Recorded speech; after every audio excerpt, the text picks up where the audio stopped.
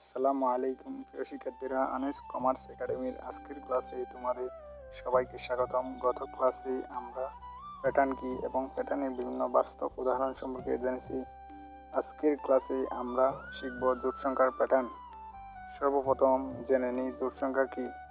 যে সংখ্যা 2 দ্বারা নিঃশেষে বিভাজ্য হয়, অর্থাৎ 2 দিয়ে ভাগ করলে কোনো ভাগশেষ থাকে না, তাকে জোট সংখ্যা বলে।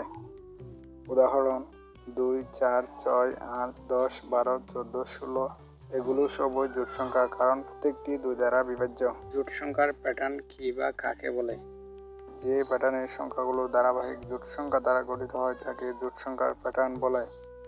উদাহরণ 2, 4, 6, 10, 12 ইত্যাদি। এখানে প্রতিবারও 2 করে বৃদ্ধি পাচ্ছে। জোট সংখ্যার প্যাটার্নের নিয়ম। একটি জোট সংখ্যার প্যাটার্নের সাথে 2 যোগ করলে পরবর্তী জোট সংখ্যা পাওয়া যায়। যেমন 2 এর সাথে 2 যোগ করলে 4, 4 এর সাথে 2 যোগ করলে 6, 6 এর সাথে 2 যোগ করলে 8, 8 এর সাথে 2 যোগ করলে 10 পাওয়া যায়।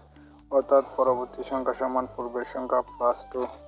উদাহরণ 1, ধারাটির পরবর্তী সংখ্যা নির্ণয় করো। ধারাটি হচ্ছে 2, 4, 6, 8।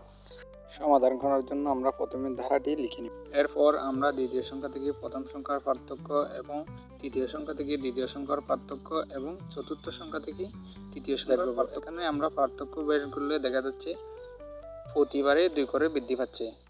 সুতরাং এর পরবর্তী সংখ্যা হবে শেষের সংখ্যার সাথে 2 যোগ। তখন শেষের সংখ্যা এখানে দেওয়া আছে 8, 8 এর সাথে 2 যোগ করলে আমাদের আসে 10। সুতরাং সঠিক উত্তর হবে 10।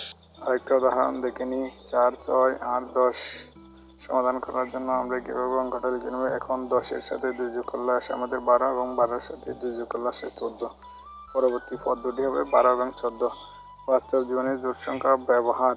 বেঞ্চে শিক্ষার্থীদের 2 জন করে বসানো, জুতা 1 জোড়ায় 2টি, সাইকেলের 2টি চাকা, মানুষের 2টি চোখ ও 2টি কান ইত্যাদি। প্রিয় শিক্ষার্থীরা, আজকের ক্লাস এখানে শেষ। পরবর্তী ক্লাসে আমরা বিজোড় সংখ্যার প্যাটার্ন নিয়ে আলোচনা করব। ভিডিওটি ভালো লাগলে অবশ্যই লাইক, কমেন্ট এবং সাবস্ক্রাইব করে রাখবে।